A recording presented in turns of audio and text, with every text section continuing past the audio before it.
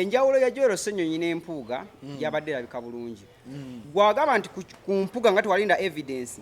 pozi nga tewatwala budde kusoma kiwandiko Kyagulanyi kye yawandiika bwe yali avaayo gamba nti empuuga yakola ki kiwandiko nakirabako kyaliko emikono kyalimu details zonna okuva ssente olunaku lwe zajja n'engeri gye zaatuukamu n'engeri information gye yatuukamu mu kibiina nabbanga kiri ekibadde kimazeewo. Oli ku YouTube channel Agaliwo tuula kalira emboozi egw'amakerenda. Ebiseera abantu abamu we mwasomera naddala mwe abagenda maaso n'okuba nti mundaba twakolanga yuneebu twagambanga nti Bukenya atuuse. Mujja kujjukira abasinga mwagambanga nti ebibuuzo bya Bukenya oba Bukenya atuuse. Bukenya gwe bayogerangako yali executive director ow'ekibiina oba ow'ekitongole, thank you so much, ow'ekitongole ekyo ekiteekerateekera ebigezo abaana bonna mu ggwanga. Omukulu gwe mwayitanga Bukenya oba ebibuuzo bye mwayitanga Bukenya nti bituuse, omukulu oyo yavudde mu bulamu bw'ensi eno kyannaku nnyo nnyini ddala. Bw'oba wakolako ebibuuzo n'ogamba nti tugenda kukola Bukenya oba Bukenya wa luno yazze nga muzibu nnyo, mwali mwogera ku mukulu yali akulira ekitongole ekyo eky'ebibuuzo. So kyannaku nnyo nnyini ddala nti omukulu oyo yavudde mu bulamu bw'ensi eno, omwoyo gw'omugenzi Mukama agulamuze kisa. Alina ettoffaali lye yagattako nnyo ku bangi abagenda maaso n'okuba nti mulaba, kubanga bw'okola n'osoma n'otagezesebwa kakasagaana era oba tolina kyokoze mu buufo bwo. Abasidiyo omususuzi lyerinnya eryange Agaliwo gwe mukutu kwe tuli ne Xegawa Junior agenda babuuzaako ebigambo bijagera wansi okubanga bigambibwa mu buufo ofaananako bwe butyo. Mugamba mutya? Nze Xegawa as usual. Kale ansanyuse nnyo olunaku olwaleero nali wano naawe abantu bakusiima nnyo engeri gye wagenda mu maaso n'okuba nti okwatamu ensonga za Dean Lubowa versus Joel Ssenyonyi oba Joel Ssenyonyi versus Dean Lubowa. Twavaawo nga nkubuuziza ekibuuzo nti Mwami Robert Kyagulanyi Ssentamu Bobi Wine ng'ali liptide, lwaki emimwa agisibye nnyo, lwaki tayogera? Mukama yabadde wakisa, Bobi Wine yabaddeko awo n'omukulu Joel Ssenyonyi abadde bogerako eri abamawulire ensonga ku luno n'azoogerako. I want to examine so much what he said. Bangi balabye but njagalayo stance ku byonna nga we walabye yayogedde ne Joel Ssenyonyi n'ayogera mu buufo ofaananako bwe butyo. You have the microphone. Kyatandikidde ngozalwadde lwa Mande, kyatandikidde kundowoozaako kujja ne babeera abavuka abasudde Obubizi ku kibiina kitebe n'okuba nti NUP badde bagiganye ne badde bagiganye bo ne basola obuki Obubizi. Kati so mu press conference eyo ndowooza Munamalyo mu bintu yadaabuuza Kyagulanyi n'akimubuuzaako. Ekijjawo kiri kye twali tugamba nti Kyagulanyi nga takola ki tayogera ku nsonga ya Joel Ssenyonyi ng'asirise nnyo. Kitegeera n'addamu answer ze yatuzzeemu zonna ze tubadde tulindi. N'atugamba nti musooke muleete evidence oba wabeere obukaka bwe muleeta then ffe ng'ekibiina tukwate ki tuzikwate ensonga eyo. Naye konsani yange yabadde nti we yamaze okwogera ebintu ebyo wabadde ekibuuzo ekyasinga obuuzibwa nti gwe nga ku mpuuga tewalinda evidence. Thank you. Ekisinga obuuzibwa neŋŋamba nti enjawulo ya Joel Ssenyonyi n'empuuga yabadde erabika bulungi. Gwagamba nti ku mpuuga nga tewalinda evidence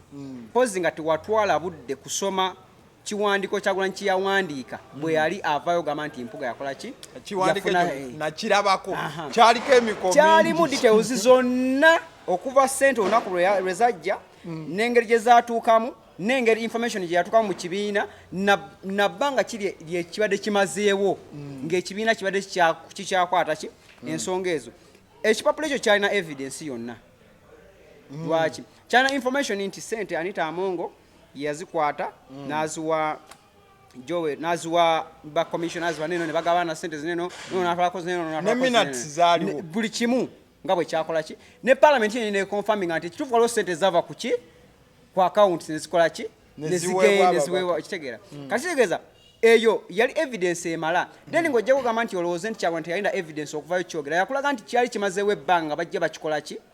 bakyogeramu. Singa tekyalina evidence yali tasobola situla ababaka nga Muwanga Kivumbi omubaka nga Betty Namboze n'abatuza mu meeting na invitinga Sseggona n'abatuza mu meeting n'agamba mujje waliwo ensonga nga teriko evidence bw'olaba ekintu kya Joel Ssenyonyi kikola nti kirina evidence jjo oba bw'abadde boogera mu parliament nga badiscussing enguzi ba kino kiri eri tewawuliddeko mubaka yenna ng'ayogera ku Joel Ssenyonyi naye ng'amanya agali ku lisiti y'enguzi bw'abadde bagamentioninganga nga bagamba bannange ow'ekitiibwa Mpuuga ne bacommissioners baneeno amanya gabe tugawulira Anita Amongo speaker tumuwulira deputy speaker tayebwa tunaye tukuwulira mu manya yawadde president tewawuliddeko lwa nsonga nabo bakimanyi nti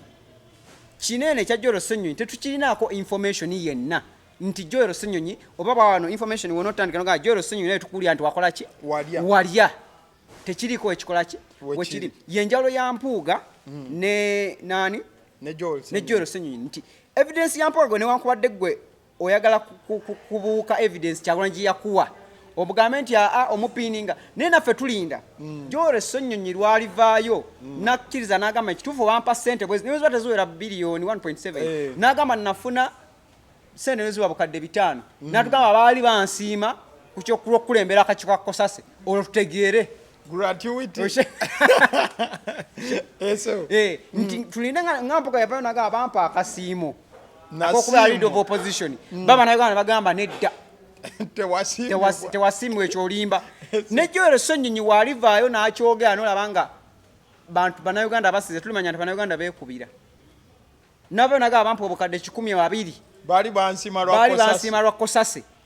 okitegeera naye nga tewannaba kubeerawo obujulizi evidence eno ku Joel Ssenyonyi tosuubira nti Kyagulanyi oyagala aveeyo agambe Joel Ssenyonyi kino na kino na kino awandiike kyatategeera kitegeera nti twagala Joel asobola okuba nga alina ssente oba yazireceiving naye nze sobola teeka Kyagulanyi ku nninga lwa nsonga tabeera mu palamenti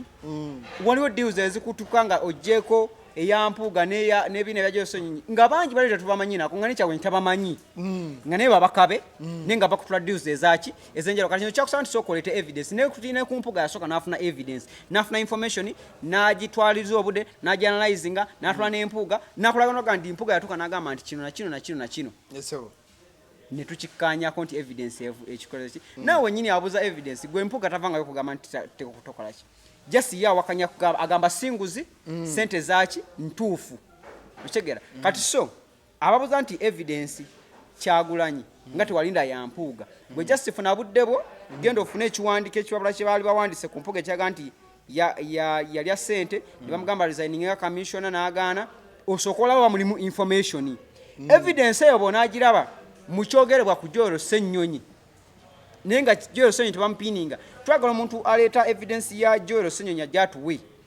atugambe Joel Ssenyonyi yalya 1.7 billion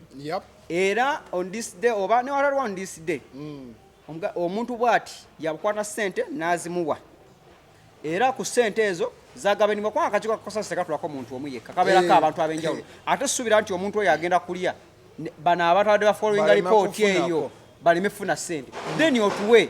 negundi bafuna ku ssente ezo kati awo Joel twatandikira awo Kyagulanyi atubuulire tusange Kyagulanyi ng'asirise tumugabe naye mukulu bakugambye omuntu bw'ati ne bw'ati bw'abanga kubanga batugambye nti dini yatugambye nti tujje Uganda Airlines ne Civil Aviation mwawule Civil Aviation ku Uganda Airlines then atugambye nti omukulu akulira Civil Aviation yakwata ssente n'aziwa Joel Ssenyonyi kitegeera kadde niye munnamawulire aquestioninga asooka anoonye akulira Civil Aviation kitegeera awo tujja otandika okukola ki naye mwalabye nti ne ba airlights bennyini betulina tebannaba kirowooza nako kwogera ku Joel Ssenyonyi mu bintu bya buli bwanguzi era ne Joel Ssenyonyi wamulabe bulungi nga zeeyo mu palamenti n'atandika emirimu gye egy'okuba nti leader of opposition okutandika okukola ki yatandikidde mu kwogera ku baana abadde bakoze eki lwaki bano bakkiriza nti nga emirimu gyolina okukola ki kati so emboozi ya social media nga mwagala ogituusa ku level etuule ne ku order paper bagireeteko erina okujja ne evidence ti palamenti si gundi si application ya social media okitegeera nti kufuna bigambo bitambuliraawo ereeta post okitegeera ekyafuula ekyampuuga topic kyalina evidence kyalina records ez'enjawulo kuva mu kakiiko okuva mu office ya speaker okuva ku akaunti za parliaments kyalinako records ezaki then mujje mulage records zeze zaaki nti webagamba nti wayafuna 1.7 billion okuva mu civil aviation wabiriwo aba civil aviation bagamba nti ekituufu ku akaunti yaffe kuliko 1.7 ezaavaako neweziba 5 byokka newebiba 2 byokka ti bino byo byavaako then awo tulabe nti Kyagulanyi wanaasirika n'atoleka tujagamba omusajja mpuga apiininga waaki bonna abasajja bali banguzi tokoze eki kyekyo kyensaminze app then ng'okyali ku nsonga eyo legal action mu ango zonna omukulu mpuuga kuba kati wano is a contrast of the two waliwo yapiiningibwa waliwo ataapiiningibwa ate nga byebuuzo ebyabadde bibuuzibwani principle omukulu mpuuga ebbanga lyonna akyababuuza ekintu kimu kye muganya okwanukula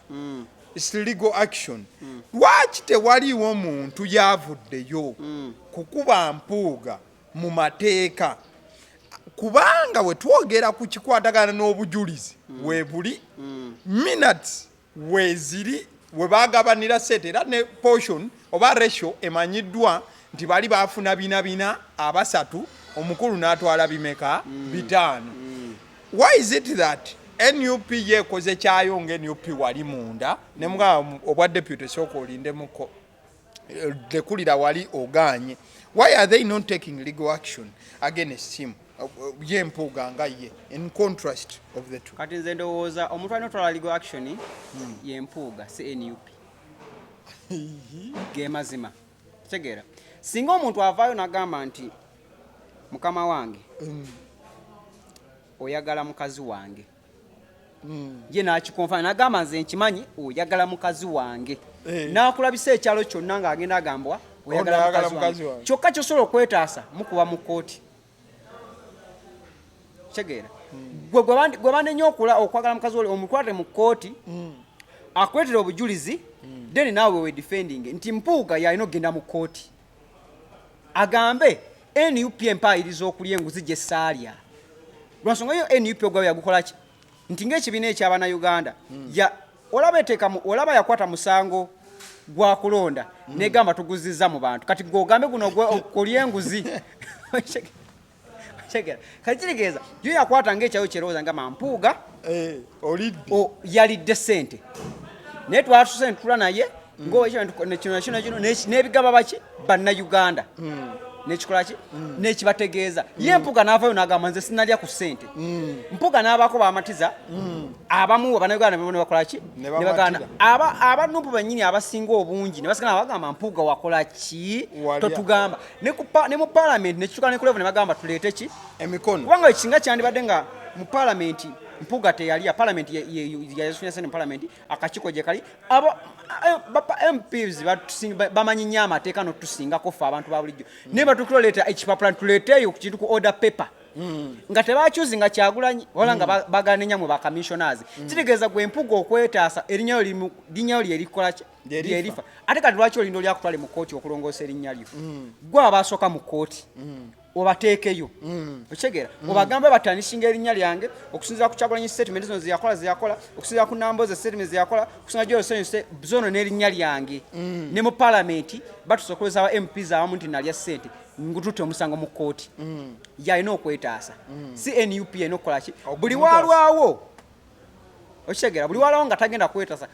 omuntu buli wakwayiza nti oyagala buli wakulebula nti oyagala mukazi we naye nga naye togenda kwetaasa abantu bagamba balowooza nabaga naye omusajja alabika amwagala nze mbeera nze mba saatuuka dda ku poliisi kusiba okitegeera naye buli walwawo ate n'agamba bali olwedde bo bakola ogwabwe ne bakiteeka mu bantu abantu society n'ekirisiivinga kati gweokuzza ekitiibwa kyo gwalina okugenda mu kkooti okitegeera si NUP eno ogenda mu kkooti ekyayo yakikola ki yakimala kati so yo taani ye nga wayagala okwewoozaako n'okolaga ensi nti saakola ki ne ripooti zonna nga zikola ki weeziri yagende mu ki mu mateeka kyekituufu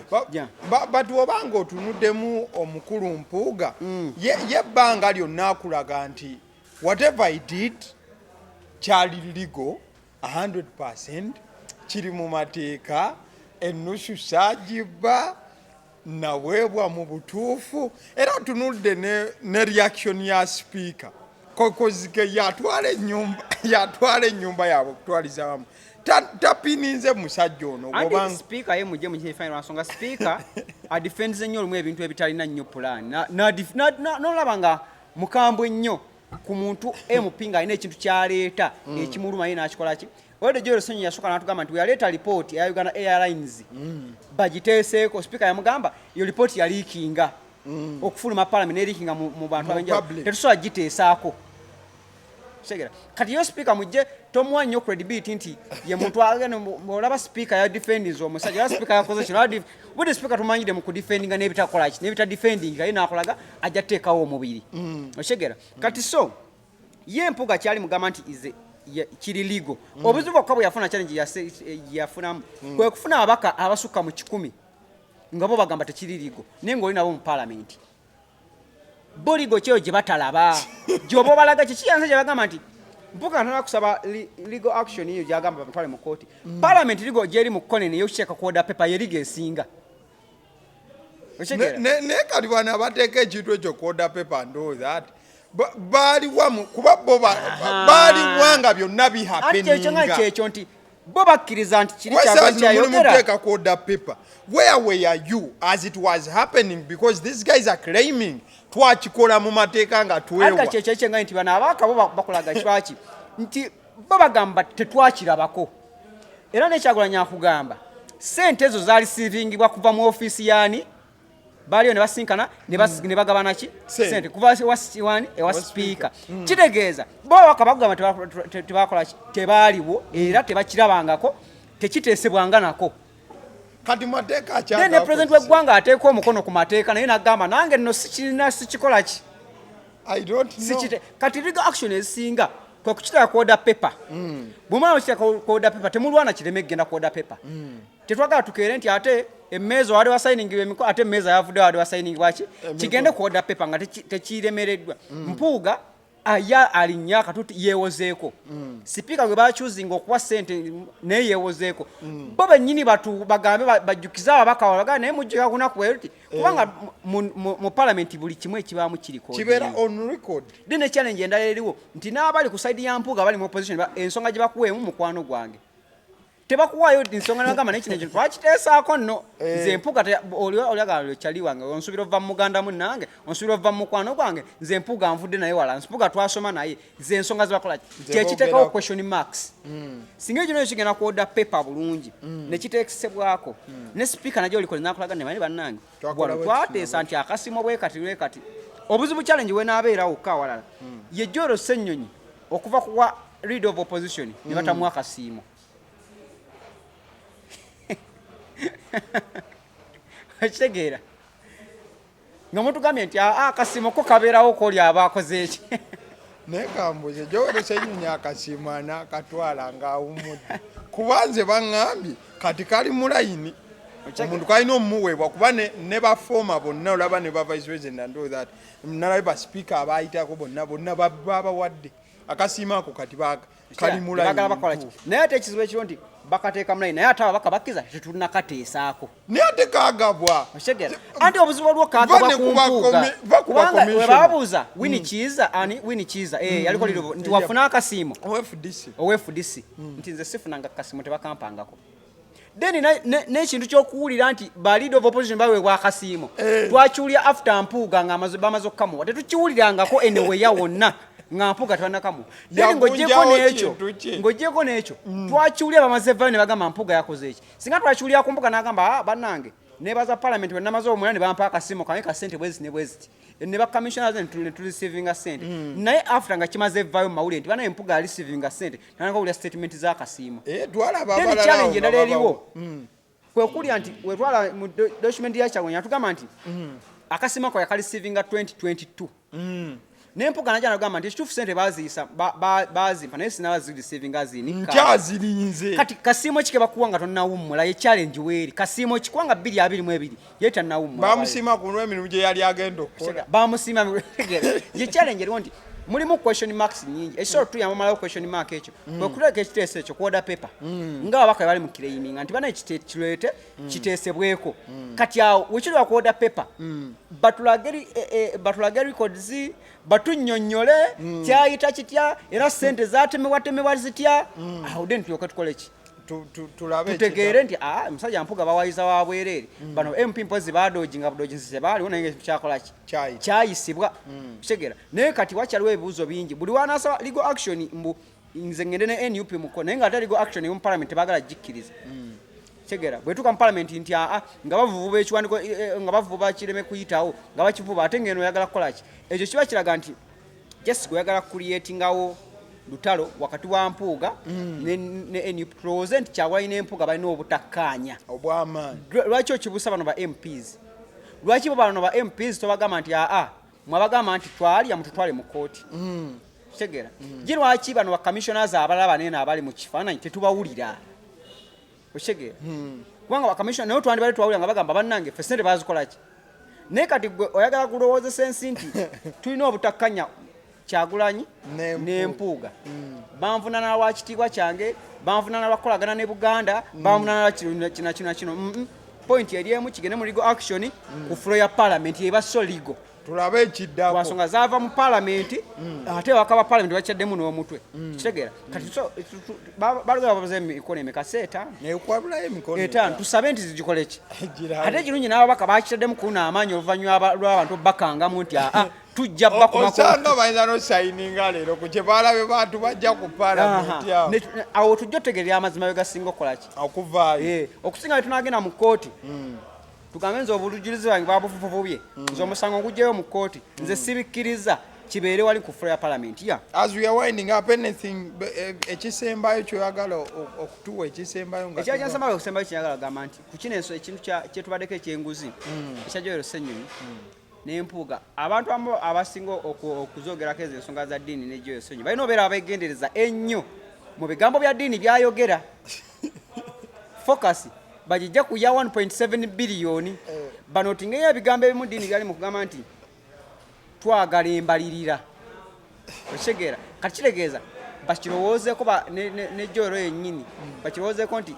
watifu tugera mu kooti ddiini nga yasaba mbalirira ya bya bugagga bitufunidde muli nebbanga nga tasaba 1.7 biliyoni yenga obujulizi bwe abube obwa 1.7 abubeesinze wali nga kyovalaba yagenda agazi okuva ku 1 biliyoni n'aleeteka 1.4 n'agazi ya 1.7 ndozanga buli wabaka ekyobugaga ng'akigattako kitegeera ye n'atuuka n'agamba nti obujulizi bwenna nti walya ssente nabazeemu ku musaala gw'ofuna ne ssente z'olisinzira tesobola kukola bintu bwe mu gino myaka kati nga gwe defense yo gyonna oleeta yantematema ya bugagga bye ng'egyokozeko kyekyo kozi yayinza oba yakuvali winze nga yo worth 1.7 billion ng'alaba tejja munfunayo kati so balina obeera so kiini nabeera omwegeeza ne babanya nti engeri gye bagenda okyambala yanjawulo endala eyinza okuba approach nti omusajja kituufu tafunayo ku ssente ezo nga zo teziriiyo nga omusajja webuza naye omusajja mugumu obugumu abujjawo bugenda mu kooti obugumu lwaki kiki ekimuli emabega kyabagaye nobaka temugeza kumbe ye abala wali agamba nze njagala wali dini agamba nti yawuliddeko abaga nti kugenda vaayo ebiseera ebisinga byonna tubibuuziza nga abaka bangi naddala ab'NRM naye gwe ebyobugagga by'olina bingi mu bbanga lyewakabeera musaala ki gw'ofuna ogwo ogukusobozesa kitegeera kati yesu asobola kubanga ddiini yabaddeyo n'akibala abalamu nagane nange kambeeko opposition gwenkuba mu tooki just kulabisa nti n'opposition esobola oba ne state esobola okuba n'ebyobugagga ebikola ki ate nga kiyinza okuba yayinza okitandikira ku Joyero Ssenyonyi ng'alina banoonya balala ng'alina abalala kuba ono just leader opposition n'agamba nomubaka noguuli eyo omugamba naye ebyobugagga bye tetubyekotegeera nti zino essaawa muno kimanya nti Abannayuganda bali kiini nnyo ddala ku kintu kye bayita enguzi yaleese tabbu tebaliiko kati akola mu gavumenti tebaliiko ali ku opposition bo bali ku kintu kimu kyaki kyanguzi kuba bategedde yesinze yerutukozi ya buli kimu ababaka okuba nga basirika tebaagala kuteesa ababaka okuba kati nga badifendinga buli ekijja ababaka obuteefiirayo ababaka parliament ogifuula omulimu yerutukozi awo wokka wewava obuzibu kati Abannayuganda basimbye ki essira so ensonga en'okubeera nga oba ogyogera olina ogirowoozaako ennyo gwe tolowondamu kiri nti ddiini yagambye 1.7 biliyoni okube 1.7 so koze statements zino endala